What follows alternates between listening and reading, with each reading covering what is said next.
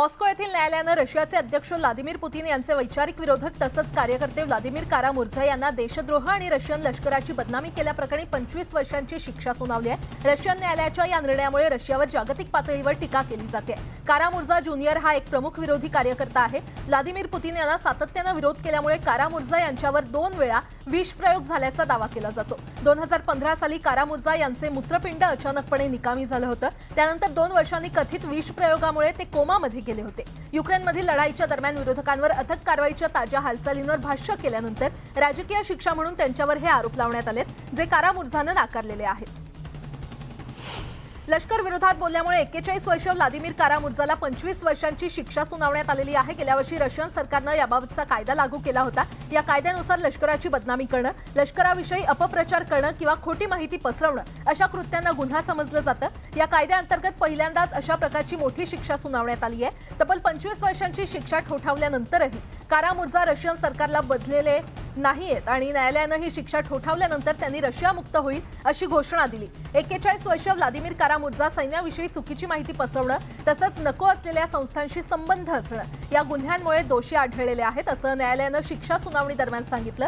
कारामुर्झानं हे आरोप नाकारले असून सोव्हिएत हुकुमशहा जोसेफ स्टॅलिनच्या राजवटीमध्ये त्याच्यावरील न्यायालयीन कार्यवाहीची तुलना शो ट्रायलशी केली आहे। व्लादिमीर कारामुर्झा यांचा जन्म 1981 साली मॉस्को शहरात झाला। ते रशियामधील प्रसिद्ध टीव्ही अँकर व्लादिमीर अलेक्झेविच कारामुर्झा यांचे पुत्र आहेत। व्लादिमीर अलेक्झेविच हे तत्कालीन सोव्हिएत युनियनचे नेते लिओनिड ब्रेझनेव्ह यांचे टीकाकार होते। वडील पत्रकार असल्यामुळे व्लादिमीर कारामुर्झा यांच्यावर देखील लहानपणापासूनच पत्रकारितेचे संस्कार झालेत। वयाच्या 16व्या वर्षी ते पत्रकारिता क्षेत्रात उतरले। केम्ब्रिज विद्यापीठातून त्यांनी पदवी आणि पदव्युत्तर शिक्षण घेतलं। पत्रकारितेमध्ये असताना त्यांनी अनेक रशियन वृत्तवाहिन्यांसाठी ब्रिटनमधील प्रतिनिधी म्हणून काम केलं। यासह त्यांचे अनेक माहितीपट प्रदर्शित झालेत। त्यांनी अनेक पुस्तकं देखील लिहिलेली आहेत। ते काही काळासाठी रशियन राजकारणाचा देखील भाग राहिले। 2000 ते 2003 या कालावधीमध्ये त्यांनी विरोधी पक्षनेते बोरिस नेमसोव यांचे सल्लागार म्हणून देखील काम केले। न्यायालयानं दिलेल्या कारामुर्झाच्या शिक्षेच्या निर्णयाचा ब्रिटननं निषेध केला। या निकालानंतर ब्रिटननं एक निवेदन जारी केलंय। हा निर्णय राजकीय हेतूनं प्रेरित आहे असं या निवेदनात नमूद करण्यात आलंय। तसंच ब्रिटननं रशियन राजदूतांना याबाबत रशियाची भूमिका स्पष्ट करण्यास सांगितले। व्लादिमीर कारामुर्झा यांना ठोठावलेली शिक्षा म्हणजे रशियाचे मानवाधिकार विरोधी कृत्य आहे असंही ब्रिटननं म्हटलंय। युरोपियन युनियननं सोमवारी युक्रेनमधील रशियाच्या युद्धाचा जाहीर निषेध केल्याबद्दल देशद्रोहाच्या मॉस्को न्यायालयानं दोषी ठरवलेल्या कार्यकर्त्याच्या विरोधात कठोर शिक्षेचा निषेध केला। व्लादिमीर कारामुर्झा यांना 25 वर्ष तुरुंगवासाची शिक्षा सुनावण्यात आली आहे। मानवाधिकार संघटना आणि पाश्चात्य सरकारांनी या निकालाचा निषेध केलाय। कार्यकर्ते, मानवाधिकार रक्षक आणि युक्रेनवर रशियाच्या बेकायदेशीर आक्रमणाचा विरोध करणाऱ्या कोणत्याही आवाजावर दबाव आणण्यासाठी न्यायव्यवस्थेच्या राजकीय गैरवापराचे हे रशियन अधिकाऱ्यांचे आणखी एक प्रदर्शन आहे असं युरोपियन कमिशनचे प्रवक्ते पीटर स्टॅनो यांनी सोमवारी ब्रुसेल्स येथील एका पत्रकार परिषदेत म्हटलं। इराकनं युक्रेन आणि रशिया यांच्यात मध्यस्थी करण्याची ऑफर दिली आहे असं इराकचे परराष्ट्र मंत्री फुआद हुसेन यांनी सोमवारी बगदाद इथे युक्रेनच्या सर्वोच्च राजनयिकाच्या दुर्मिळ भेटीदरम्यान सांगितलं। परंतु युक्रेनचे परराष्ट्र मंत्री दिमित्रो कुलेबा यांनी आपल्या देशाच्या भूमिकेचा पुनरुच्चार केला की जोपर्यंत रशिया युक्रेनच्या सर्व भूभागातून माघार घेत नाही तोपर्यंत कोणत्याही शांतता चर्चेत सहभागी होणार नाही। क्रेमलिनची इच्छा आहे की कीवनं 2014 मध्ये मॉस्कोनं ताब्यात घेतलेल्या क्रिमियावरील रशियाचं सार्वभौमत्व मान्य करावं आणि सप्टेंबरमध्ये डोनेस्टक, खेर्सन, लुहान्स्क आणि झापोरिझिया या युक्रेनियन प्रांतांचं सामिलीकरण देखील मान्य करावं। युरोपियन कमिशननं सोमवारी युरोपियन युनियनच्या काही सदस्य देशांनी युक्रेनमधून धान्य आणि इतर अन्न आयातीवर घातलेली बंदी नाकारली। युरोपियन कमिशनच्या प्रवक्त्या मिरियम गार्सिया फेरर यांनी ब्रुसेल्समध्ये सांगितलं की ईयू व्यापार धोरणानुसार एकतर्फी कारवाई करणं शक्य नाही। पोलंड आणि हंगेरीनं आठवड्याच्या शेवटी अशाच प्रकारचे उपाय लागू करण्याचा निर्णय घेतल्यानंतर स्लोवाकिया देखील युक्रेनमधून धान्य आयातीवर तात्पुरती बंदी घालणारा तिसरा युरोपियन युनियन देश ठरलाय। युक्रेनच्या शेजारील देशातील शेतकऱ्यांचे अलीकडेच पुरामुळे युक्रेनियन धान्याचं नुकसान झालं आणि त्यामुळे किमती घसरल्या। या अत्यंत आव्हानात्मक काळात युक्रेनला पाठिंबा देणं खूप महत्त्वाचं आहे, तर आम्हाला ईयू शेतकऱ्यांवरील परिणामाची जाणीव आहे असं फेरर यांनी म्हटलं। पोलंड, हंगेरी, स्लोवाकिया, झेक प्रजासत्ताक, बल्गेरिया आणि रोमानिया या सर्व ईयू सदस्यांच्या कृषी मंत्र्यांनी गेल्या आठवड्यात सांगितलं की ब्लॉकनं या प्रकरणावर तातडीनं कारवाई करावी। अटॉर्नी जनरल मेलिक गार्लँड यांनी त्यांच्या युक्रेनियन समकक्षांचे न्याय विभागात स्वागत केलं। गार्लँड आणि युक्रेनचे वकील जनरल अँड्री कोस्टिन यांनी युक्रेन विरुद्धच्या युद्धासाठी रशियाला जबाबदार धरण्यासाठी दोन्ही देश करत असलेल्या कामावर चर्चा केली। अभियोजक जनरल आणि गार्लंड यांनी 7 देशांमधील भागीदारीद्वारे युक्रेन जॉईंट इन्व्हेस्टिगेटिव्ह टीम किंवा JIT सोबत आमच्या कामावर अपडेट्सची देवाणघेवाण केली.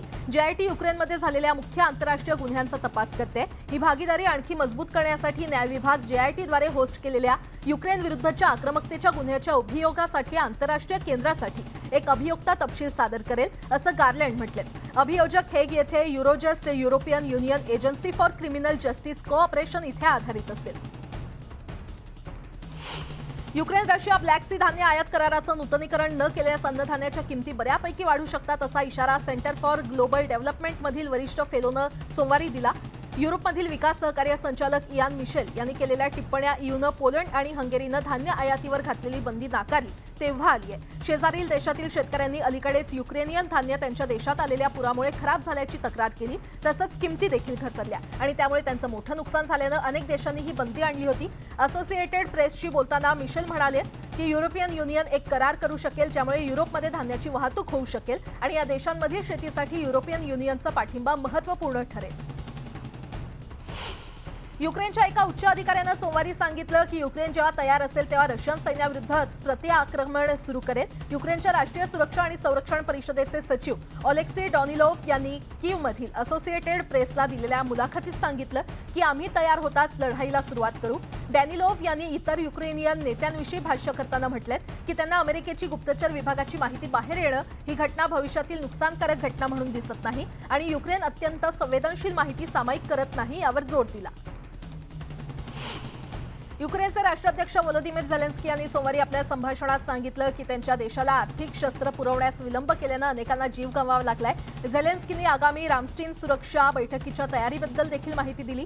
ते म्हणाले की युक्रेनला युद्धभूमीवरील संभाव्यतेची पूर्तता करणारे ठोस निर्णय घ्यावे लागतील. युक्रेनसाठी अतिरिक्त लष्करी मदतीबाबत चर्चा करण्यासाठी नाटो आणि संरक्षण नेत्यांची फेब्रुवारी महिन्यात जर्मनीतील रॅमस्टीन हवाई तळावर बैठक झाल्याचं त्यांनी आपल्या भाषणादरम्यान सांगितलं. इराणच्या परराष्ट्र मंत्रालयाच्या प्रवक्त्यानं सोमवारी सांगितलं की सौदी अरेबियाशी थेट राजकीय संबंध आधीच प्रस्थापित झालेले आहेत. मार्चमध्ये इराण आणि सौदी अरेबियानं 7 वर्षांच्या तणावानंतर राजकीय संबंध पुन्हा प्रस्थापित करण्यास आणि दूतावास पुन्हा सुरू करण्याचं मान्य केलंय.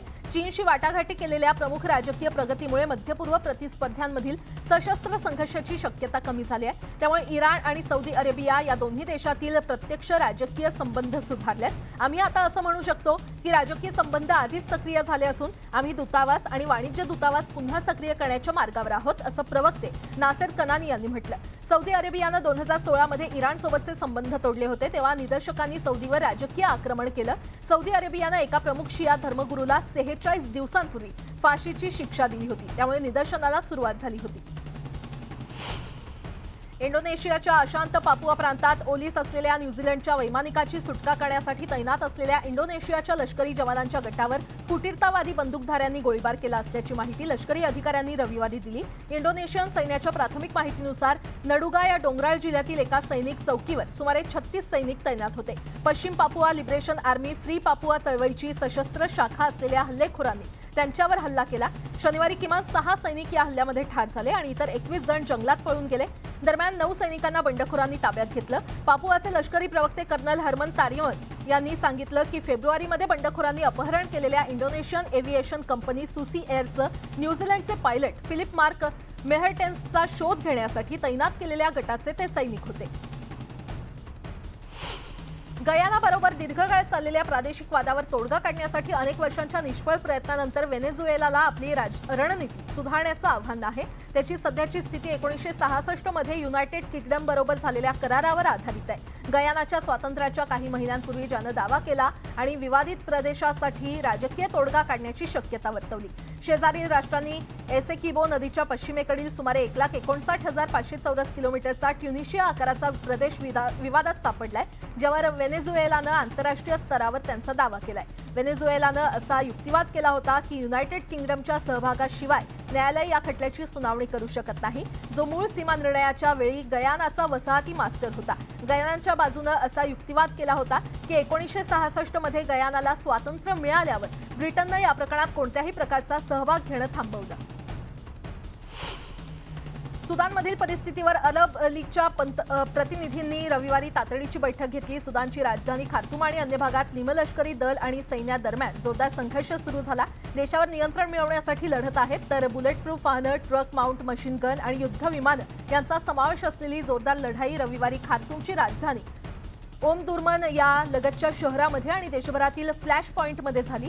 या लढाई दरम्यान UN फूड एजन्सीच्या 3 कर्मचाऱ्यांसह किमान 56 नागरिकांचा मृत्यू झाल्याची नोंद आहे। सुदान डॉक्टर्स सिंडिकेटनं सांगितलं की प्रतिस्पर्धी सैन्यामध्ये 10 ते 12 मृत्यू झाल्याचा विश्वास आहे। यात नागरिक आणि सैनिकांसह जवळपास 600 लोक जखमी झाल्याची माहिती देण्यात आली आहे।